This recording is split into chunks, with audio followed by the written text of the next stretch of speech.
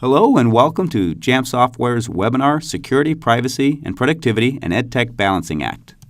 My name is Dave Saltmarsh, Jamf's Educational Evangelist, and I'm joined today by Cy Cook, our Systems Engineer. Hi, Cy. Hello. And Cy's been instrumental in helping me with the content, keeping me on track, and also will be helping out in the end with the questions once we're done with the webinar. The topic of security and privacy, it isn't new in education, regardless of where you're at in a higher ed institution or K-12. The thing is, it's become even more of an issue these days the more students and staff are online and become digital citizens. I don't really care too much for the word productivity. In education, we're really trying to help students be successful. And then that's that balancing act. How can you help staff to help students be successful while maintaining security and privacy? That's what we're going to get into a little bit today. We'll look at some of how Apple and Jamf are combined to provide a solution that almost basically provides an out-of-the-box ability to mitigate some of the risks or concerns people might have around organizational security and maintaining privacy with an effort towards making sure there's a balance. Because today, since we can do so much things behind the scenes and be agile and change them, we don't have to have this one-size-fits-all for everybody. So we're going to get into that, how we can ensure that we're balanced. At the end, we'll get into some question and answers. Start off, Jamf Pro and Apple. Jamf's been around for a long time, and I don't mean to, confuse anybody, because if you weren't at our Jamf Nation user conference recently, you probably didn't know that Jamf Software has changed its name to Jamf. We've dropped software. We're a solution that provides a whole product experience well beyond installed software. Many people use our cloud-based product, and now it's just shorter to type in jamf.com. And what you'll see is if you look at our product and you talk to our people and you hear about our services, nothing's changed. We've just gone from the Casper suite to Jamf Pro. Quite honestly, I travel around the world and some people walk up to our booth and go, "Are you guys the Jamf people?" Because they see Casper Suite. And then the next person goes, "Oh, I'm looking for Jamf." And they see. So we're just trying to make things simpler and easier for people, which is, in essence, what we're trying to do when we talk about being a leading device management solution for inventory and securing Macs, iPads, and iPhones. If you're new to us, don't worry. Nothing's changed. We still the great product that the people that you've heard from that have recommended us, they're used to. We have changes in the future, but right now just know that you can call us Jamf. And what we have behind the scenes is this collaboration with what Apple's been doing in their ecosystem. We're not going to get into every single concept of device management and what's needed to be done. We really want to hone in on security. So we're going to bypass the part about people getting their devices enrolled. And the great thing is today that can be done over the air, over the wireless, and initiated at the time of purchase connecting to Apple so that when devices are booted up, they can get into the management system. Or you can do that outside of it manually if you want to. The primary thing we want to talk about here is how we work with Apple's push notification, or what many people refer to as APNS. We rely on Apple's APNS to communicate between the devices. And that's great because there's no effort on the organization to have to make this happen. In the iPad world, the iPad communicates with Jamf Pro, and it receives commands or apps or configuration profiles that you send it. This architecture is known as mobile device management, and it does work with both iOS and Mac. We're able to use the MDM profiles to send, whether it's content, whether it's apps, books, settings, or configurations, both to the iOS device and into the Mac now. The Mac has some additional benefits of being able to use a binary agent from Jamf to allow us to send other things beyond the basic MDM profiles that you might have normally used a terminal command for, or if you want to push packages and updates to software to your devices, to your Macs. And the great thing is you're able to use the configuration profiles, the MDM framework, and Jamf's binary and Jamf agent to get all the different things you want to get done on the backside of the Macs. And usually those things, when we talk about security, and at least right now anyways, some of the top things people are concerned about is remaining compliant. And we have regulations from, especially when we think about students, from maintaining security of their health records, their student information records, and other legality things that, a corporation may have some more binding needs, but in a school, we really want to know that we're able to keep the institution data separate and the private information of the user out of the hands of unexpected people that the devices could fall into if they're lost or stolen. That's usually the primary case people are worried about. And they can allow this worry to overwhelm them or have them apply restrictions or be very restrictive unnecessarily when it comes to the Mac ecosystem. We're going to help to mitigate these concerns rather than allow them to overwhelm and have people end up placing really strong lockdown systems that end up not leading to students being able to be successful or productive. In many cases, people think of disk encryption when they're thinking about protecting the data on a device. And what may have been very laborious in the past has become this very native experience. And we want to help keep it that way. Using the tools that are built into the Apple products makes things, makes things to the point where we no longer have to worry about losing the speed or performance of the device. With the modern Mac and SSD drive, you can't even really tell that they're encrypted. There's zero performance degradation. The data integrity, protecting the organizational and user data from unauthorized access is better than it ever has been. And we're able to deploy and enforce policies remotely. So we talked about the native experience, the ability to be able to do that with MDM commands or the Jamf framework. Just a little bit more about that. I wanted to reiterate that we are able to do these things in the background. And anyone who's dealt with encryption in the past knows that an end user basically can get some type of a key, or the institution can have some type of a key. And the dilemma can be getting those back when you need it. You certainly don't want unauthorized access, but there are times in an institution where a student leaves unexpectedly or a staff member leaves unexpectedly. In a university, they have adjunct professors that come in, teach a course and leave, and they leave their device behind. So it's important that we in organizations have access to those if we need them. It's also important for users, particularly on the Mac, to be able to, know when a device is being put into encryption, and they can have triggers that don't interfere with the productivity. You wouldn't want it to start doing it right in the middle of somebody's working on a document that then restarts their device. So we can decide if the encryption happens at the next logout or at the next reboot. And those are some things you can take care of in the back end of Jamf Pro. But primarily, I wanted to point out the concept that we can cover either way that you want to do this. And because if we leave it to the end user, they may just choose to go ahead and bypass these things. And many, myself as a user myself, something comes up, you don't know if you should do it or not, and you click no. Well, on an institution level, you can enforce the encryption of like FileVault, the native built-in encryption on a Mac, to happen.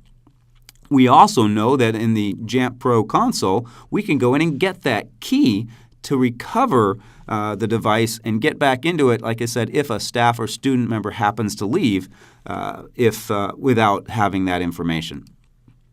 It isn't a really laborious process. As I mentioned, this stuff can all happen now on the back end. Most organizations are getting their devices in through the Apple Deployment Program, DEP. You might be using Apple School Manager now. In some of your organizations, you could do this manually, but by doing it on the back end, when someone boots up their device and logs in, we install a self-service portal that allows them to get apps and other configuration profiles, perhaps their printers on the Mac side. That can happen on the back end as soon as they boot up. But the device itself is actually then looking for the policies that are supposed to run on this device. And primarily only thinking about the encryption, we're just going to talk about the FileVault right now, just happening on the back end when the user logs in. And you're insisting that FileVault is required, so it is going to be turned on automatically, and the Mac is encrypted. And one of the key pieces is you can see now that FileVault cannot be turned off by the end user because you've designated it to have to stay on. So that's an important aspect, that we now know we can have a device shipped to a person, or they can just pick it up, still in the shrink wrap, and have this stuff happen at boot up is really taking a lot of work off the back-end IT and can help reduce the IT overall footprint. Some of the other things with macOS that we can help with security from a remote console in Jamf Pro, you can wipe a device if needed, clear off that information. We have the ability to extend the functionality of Jamf Pro with what's called extension attributes, let you get reporting on third-party applications such as your antivirus or your backup, find out the situations and the status of those softwares running across your district, make updates automatic, and maybe very importantly for a lot of staff is enforce backups so that when those lost or stolen devices happen or accidents happen to a device, you know the staff do have their information backed up. Another key aspect is being able to build reports off of all of these things and then take action. Rather than running around and worrying about the security situations on the devices in your organization, you can create reports of who has the most recent version of different software. And then if you feel there's a security threat, you can take action on those handful. Rather than running around checking all the devices, you can find out that it's only the few that you need to go deal with. And that saves a lot of people time, and time comes up being money when you think about the number of staff you have to have. But more importantly, you want to make sure people have the most recent updates to protect that data to begin with. Moving on to some security for iOS. What's really nice for me is there's even less to do on the iOS because it's built in. We talk about the native experience. With iOS, we've already got the encryption built in. We just have to initiate it on the back end that we want to have passcodes. And with a passcode, the user's device is encrypted. We've got other capabilities that allow us to help set up things for the end user, such as I mentioned their passcode, but maybe their Wi-Fi and their VPN can be created natively on the device. And with Touch ID, it kind of goes to that concept of balancing. Yes, we may enforce a sophisticated, complicated passcode setting on someone's device because they happen to have student data on it, but we can also use the ease of use of this Touch ID on the new devices.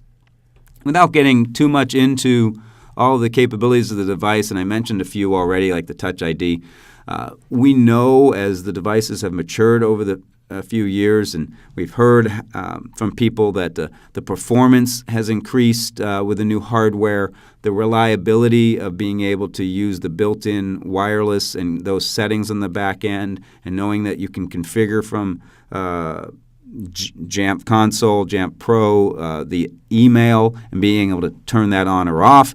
Those are important features on the iOS, but we really want to think about the concept of being able to go beyond that. When we think about all the different capabilities you can do on for your users on devices, and we think about deploying apps, we think about collecting inventory, setting different profiles for different users or different apps for different people with these management commands, that goes a long way to making things mass customized. And we can take the same notion when we think about security. It isn't a one-size-fits-all for security. If you have people working in a university, you might have people working in different programs. Whereas one program, it's just the person having their own data.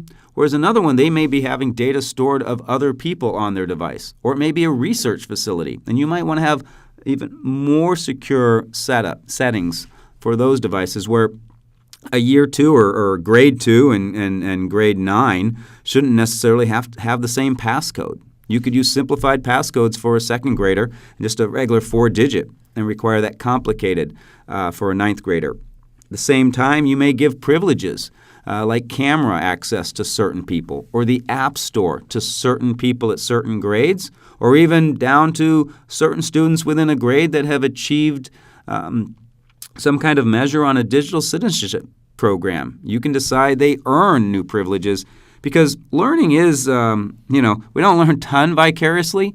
We learn a lot through failure, but we want them to be safe while they learn this. So there are certain things we have to protect people against themselves at times, but we also want to be able to gradually ease up these security settings. And in other cases, we want to make things more secure because of the kind of data people are dealing with. Some of the things we can do now on iOS have evolved over the last few years. One of the key things is being able to supervise a device. And I want to spend a few minutes on it because when we talk about what you can do security-wise, it really comes down to taking advantage of the supervised settings that Apple has created. That is this special mode that a few years ago may not have seemed like a big deal to some people. We had this product called Casper Focus. We still do. And it required supervision so that teachers could use this remote console to send things like clearing the passcode or locking the device or putting a device into guided access in a single app mode. The dilemma is many people had rolled out their devices without the Casper suite, and they had to use Apple Configurator and hook the devices up to get them into this supervision mode, and there really wasn't a lot you could do with it. Today, we're recommending that organizations that own the devices to go this route, because what Apple has done is they have created so many more profiles that take advantage of this supervision mode, and in fact, it requires the supervision mode for many.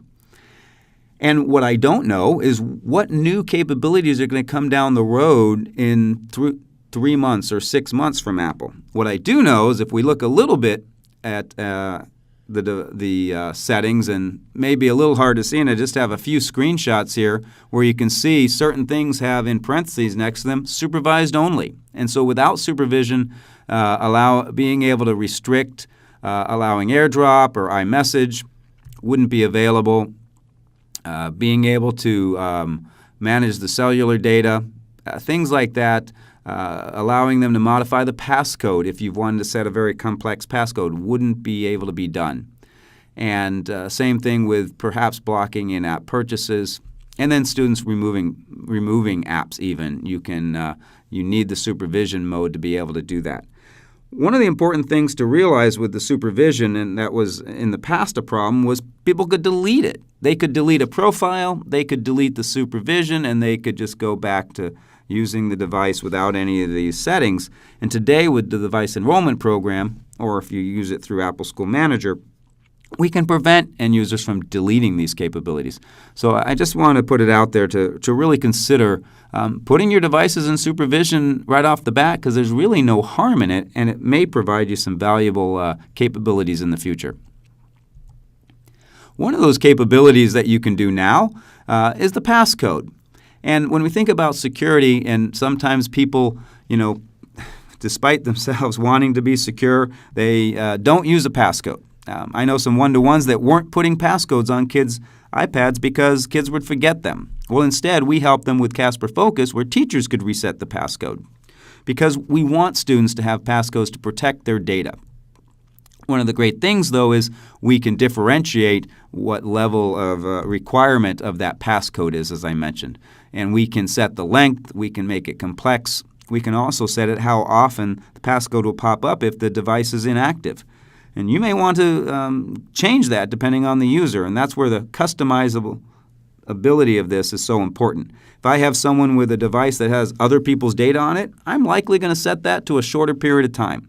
If it's another user that presents a lot, I don't necessarily want their device going to sleep every 2 minutes or every 5 minutes because they're trying to do a presentation and they've walked away from it. So we can differentiate this passcode settings just like we can do it with a lot of other things.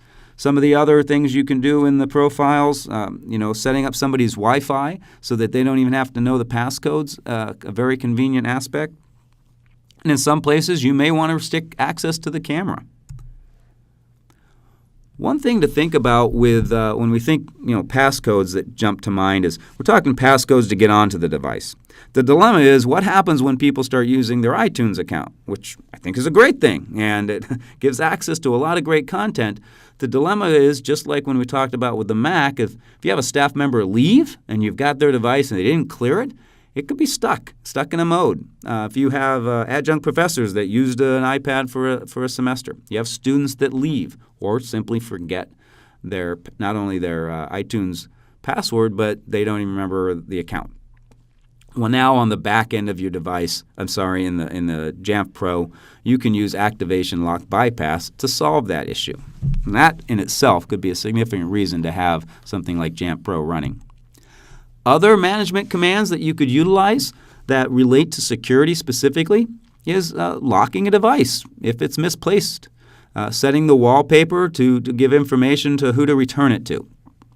You can remote wipe a device, which is huge. And most, I care about student safety and their physical safety first, their data, and then, getting the device back, that's a great thing. But the first thing I'd really want to do is be able to wipe and get the data off that device. That would probably be one of my more important in my hierarchy of things I'd want to accomplish. And then so we have loss mode. And this is a new capability I'm going to highlight in a few minutes, helping people locate their lost devices, which will really go a long way to mitigating those concerns of where devices are when they disappear. I want to speak for just a moment about the other things that can help with security. Some organizations, schools, have been worried about this for years. In fact, I've heard them buy third-party products just to have like a secure container for certain files. Certain higher ed institutions certainly have some staff that have documents you might want to protect them not being able to get out easily. The volume purchase program is probably thought of for most people with being able to purchase apps in bulk and save money. And then at the same time being able to distribute those apps and retain ownership. I know that was a big concern for mine. Consumable things are what I was trying to avoid when I bought iPads. So being able to retain ownership of the apps is important. But this other piece that's tied to the VPP and tied to your apps is managed apps, which gives people with Jamf Pro the ability to set pre-configurations on the apps that they have and control the flow of data from those apps if you really feel you need to. And in basic concept is you can require an open-in, of essence. Only certain apps will open certain files, or vice versa, you can't open certain files unless they're managed, the app is managed. That's something, depending on your interest, that you'll probably want to check in with Jamf if that's an aspect that your school, your district is really interested in. But there's a lot of capabilities in the back end of that for being able to manage content, being able to be open only in certain apps. To look at a little bit of a recap with the overall MDM security capabilities, we talked about the profiles, and probably first and foremost, it's enforcing that passcode. And some Wi-Fi settings so that you can, without people having to know the passcode, get on the local Wi-Fi. We also have the commands like remote lock and remote wipe, and the loss mode, which I'll still speak to in a few minutes. The apps, you may not have known about being able to manage apps and those configuration abilities to manage that open-in. That's something you might want to check more into. And probably the biggest piece we started out with is this availability to encrypt the devices without having to physically touch the device, collect the devices up, and being able to do that remotely and take advantage of the native abilities built into the Mac is really important. And whether it's the Mac or the iPad, being able to bypass either the encryption key or the iTunes passcode that's put on it is really important for organizations. Of course, we really want to make sure that while we're thinking about protecting and putting safeguards on the devices, we want to make sure we can foster a good, strong learning experience and have the security. Another area that we are able to help out some is with our self-service for users. In some cases, this is about protecting people from access to other content. It kind of falls under that security notion. We can create it so that staff or students only have access to, in essence, your private app store where you've placed things for them and you've restricted access to the iTunes store. You can still put other content like books and PDFs. You can put printers, configuration profiles for them. But it really is this area that you can go and, depending on the user's needs, cater to them by placing in self-service what they need. You can also use it as a great promotion for your digital citizenship plans in your school. You could have self-service deployed. Students only have the apps that are in self-service, but certain students could get another tab with approved apps that they've earned based upon their progression on your digital citizenship plan. So it doesn't have to be a one-size-fits-all for the apps, even if you do remove the App Store. Of course, we're trying to get to that personalized experience. We know from experience, I know mine dates back, many longer years in schools, but one-to-one wise since 2001. And we learned somewhat the hard way, and then we improved things that the more you can allow students to have a personal experience, the greater responsibility they have.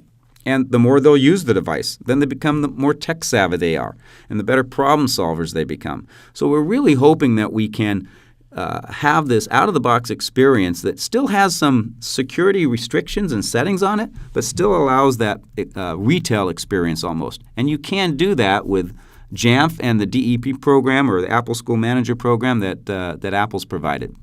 Just a quick little overview of that, because it really does show the point of zero touch and still being able to enforce this, getting on a Wi-Fi, whether you allow it open or not to begin with. In this case, I'm just having someone log in, but you could have had that preset. We have the ability to allow someone to enroll, and once they're enrolled, they find out that the device is getting managed by the organization. In this case, it says Jamf. And after you get past this point, it really is the same experience they have as a regular consumer. The profile's installed. We can actually skip some of the setup process. So instead of do you want Siri, those kind of things, do you want to send your information back, you can let that be there, or you can streamline this workflow. And within seconds, they're basically at the same kind of process that they would have had if they had just gone to the store and bought the device. But little did they know, in the background, we're installing self-service. We're putting in some profiles. Perhaps we're putting the profile for the passcode in there. The self-service, once it's uploaded, they have access to different apps. They're able to choose them, and because you've assigned an app to them, and perhaps the app is set to open in, and a box might be configured on the back end to only be able to let certain files open in certain apps, and they're downloading the apps. And really, even though they don't have access to the App Store, they have the same kind of experience.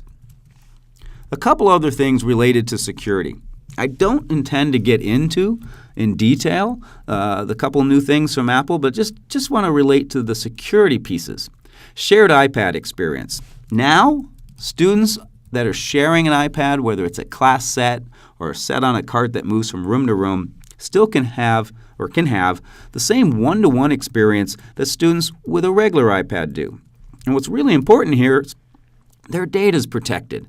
It used to be if you have a shared iPad, if the student that last used it forgot to log out or move their data, the next person would come in and could accidentally or on purpose get access to it. Now it's passcode protected, and one student uses the device, it's logged out, the next student logs in, and their data is kept separate. And they don't have to worry about somebody getting in and accidentally messing up the stuff they were working on. The key here is that we're using managed Apple IDs for education now. And unlike the passcodes with all the different settings you had for, I would say, regular users, the Apple School Manager has an ability for you to go in, and we can dictate through Jamf Pro whether it's a simple 4-digit passcode, a 6-digit passcode, or whether it's a complex passcode. So still you can have that personalized or customized experience with the passcodes, but the students are protected. And that's a big piece that I wanted to go over with the shared use. The other thing I wanted to bring up and mention to mitigate some security concerns or hesitations some people might have are around Apple Classroom. And when new things come out for me, I usually think of a few, how wonderful and great they're going to be, and maybe a couple ideas or some concerns pop in my head, but I'm usually pretty positive on somebody's probably thought of that. And sure enough, Apple has. For years, been kind of concerned about giving anybody access to see what other people are doing. In all the districts I managed, we had some kind of capability to tap into the computers. And that was something I held dear and very important and took the responsibility for that. What we didn't want to necessarily give that to anybody to pop in and see what people are doing. Well, Classroom does let teachers see what a student is doing, and it has great value to be able to do a check for understanding and see the progress students are making. The thing is, it's only available in close proximity from the student and the teacher. And so Apple has designed this so when you're in the classroom, I as a teacher can see what the students are doing and how well they're progressing. But as soon as we get out of that range, it's off. The other big important piece for me that will maybe alleviate people putting tape over their cameras and such, and first of all, there is no capability in the iOS for someone to turn on and access through the camera. However, just simply watching their screen, the student knows that their screen is being observed because a little blue bar comes up across the top and indicates that they are, in fact, having their screen monitored. So this proximity piece and then the awareness for students mitigates the concerns I would have had of people being able to access other people's screens and see what they're doing. The loss mode is this last piece that I think goes a long way to mitigating the concerns people have had for years about what do we do about lost and stolen devices, and then they try to have a very locked-down scenario. They maybe won't let kids take them home, and in an experience of one of my schools that had 1,000+ devices, we probably had 50 or so go missing or lost or presumed stolen sometime over the course of the year. And sure enough, 90-something% of all those just simply got misplaced, and only a handful actually really got lost, and only a couple got stolen. But rather than putting really restrictive guidelines on what people could or couldn't do with them, I now have loss mode. And if we fear a device is lost or misplaced or stolen, from the back end of Jamf Pro, you can set a device in loss mode, and you can find the location. But unlike what some other management systems may have done in the past where they worked around systems to try to constantly check in on devices to find their location, this is a very purposeful thing where someone has to go in and initiate this. And on the end user side, they're going to get a message. This iPad's going to get locked out, and it's going to say it's in loss mode, and then the organization can put a little information. What's really important for me is, while yes, you can find the location, and most of the time you're going to find out it's in a drawer in a teacher's classroom because the student left it behind, and it looks like every other one, and the teacher put it in that drawer. Yes, it's under the kid's bed at home, and they're going to get recovered. The end user will get notified if this system is used. It's important for me that even if I was to go in, put a device in loss mode, and then turn it back off, and the lock screen goes away, when that person goes and gets that device, they're going to get a message that pops up twice telling them that their device had recently been put in loss mode and the location had been tracked. And like most people, myself included, they're probably going to ignore the first one and hit cancel, and like I said, that second one will pop up. So I feel very comfortable about this loss mode, giving organizations a way to mitigate their concerns for lost or stolen devices, and at the same time protect that end user and their location and their privacy. I've covered quite a few things and pretty much high level. What are your next steps? Well, I would suggest going out and connecting with the 37,000 people out there on our Jamf Nation that are all customers that are in this community that is unlike any online community I've ever come across in my many years working in schools and in IT. I used to post things and get slammed right away, or if I gave someone an answer, somebody would jump on and tell me how that wasn't right. You can feel rest assured that if you're even a novice and you go into this site at Jamf Nation, people are there to help you. And really is a great place if you have some questions on certain topics to go in. The other thing, of course, you can contact Jamf. We have people waiting to chat. People like Cy here connect in and do demos and can show very specific things if somebody's interested in learning something more specific that I covered. And at the same time, we have many, many recorded webinars. Over on the right, Apple Security 101 would come to mind if I just barely scratched the surface for you. If I mention something about VPP and DEP and you like, how does that work? There's some webinars that give good workflows and diagrams on exactly that process and even how to get started. So I highly recommend you take a look at some of those if you're interested. Right now, I'd just like to stop and say thank you very much. I know it's a busy world out there. You all have lots of things going on, and I really appreciate you taking the time today to hear some of the security and capabilities that the Apple and then Jamf Pro platform have put out there to help you really help students be successful and safe at the same time. Thank you very much.